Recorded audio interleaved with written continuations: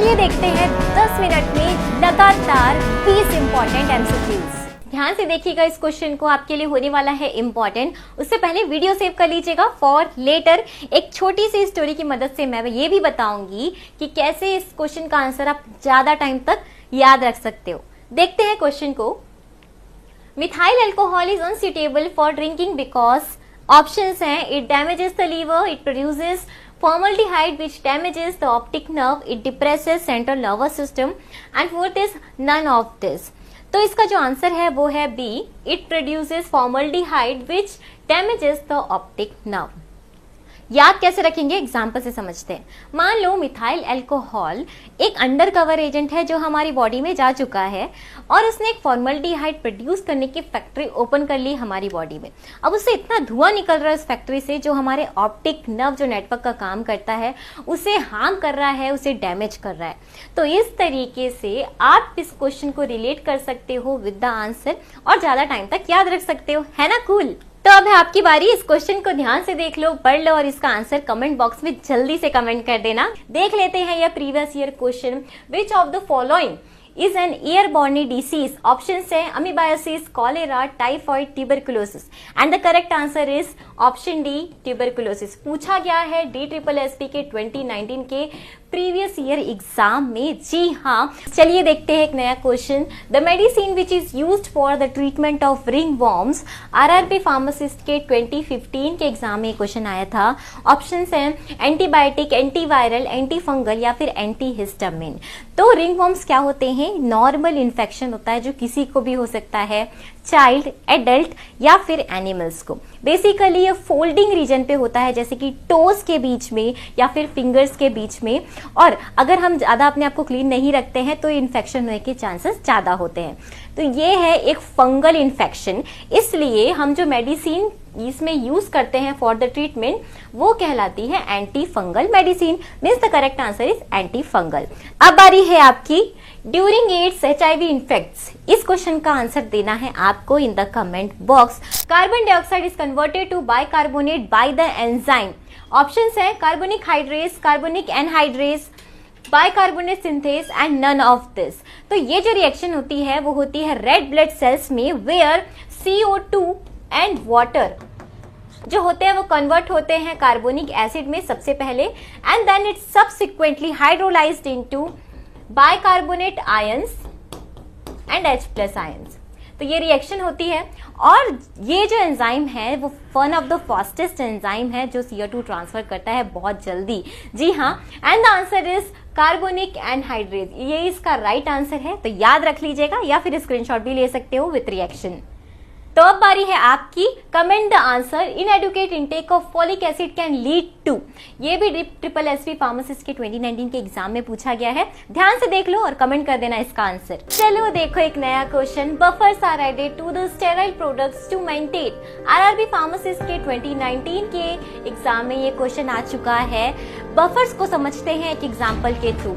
मान लो अगर आप एक स्विमिंग पूल में हो जिसका pH है 7, गर्मी का मौसम भी चल रहा है, और अगर कोई एसिड या बेस पूल में उतर जाता है तो अगर आपके पास बफर नहीं है तो झट से pH चेंज हो जाएगा। जी हाँ, और अगर आपके पास बफर अवेलेबल है तो डरने की कोई बात नहीं, क्योंकि एसिड या बेस के आने पे उसका जो pH रहेगा वो मेंटेन ही रहेगा। तो आई थिंक आप इस क्वेश्चन का आंसर समझ गए होंगे कि जो बफर्स हम ऐड करते हैं क्यों ऐड करते हैं, ताकि उसका pH मेंटेन रहे। कहने की बात ये है कि बफर्स होते हैं pH के रक्षक। जी हाँ, now it's your turn. Cryoscopic method is used to adjust. RRB pharmacist के 2019 के एग्जाम में आ चुका है, तो जल्दी से इसका स्क्रीनशॉट ले लो या फिर क्वेश्चन पढ़ के जल्दी से इसका आंसर कमेंट बॉक्स में डाल दो। चलिए देखते हैं। The drug is used for malaria, chemoprophylaxis and treatment.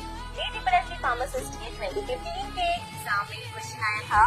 Option है आपके क्लोरोक्विन, क्विनिडीन, क्यूनाइन और सल्फोनामाइड्स। तो करेक्ट आंसर है क्लोरोक्विन। बट याद कैसे रखोगे, शॉर्ट स्टोरी से समझते हैं। मान लो मलेरिया एक किंग है जो मैला है, गंदा है, और इसकी जो क्वीन है उनका नाम है क्लोरो, जो क्लीन रहती है और मलेरिया से अपनी प्रजा को प्रिवेंट भी करती है, और अगर मलेरिया अटैक कर दे तो उनको बचा भी देती है।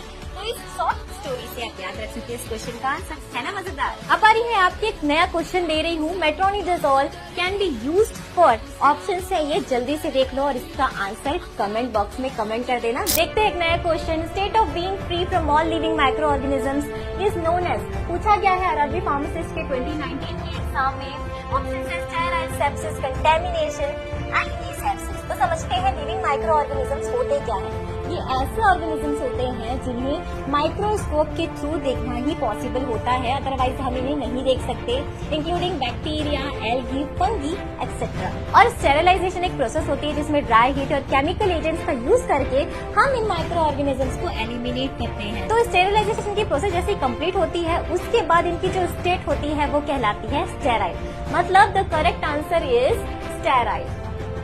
इस क्वेश्चन का आंसर देना है आपको। Which dye will give yellow colour, RRB pharmacist के 2019 के एग्जाम में पूछा गया है।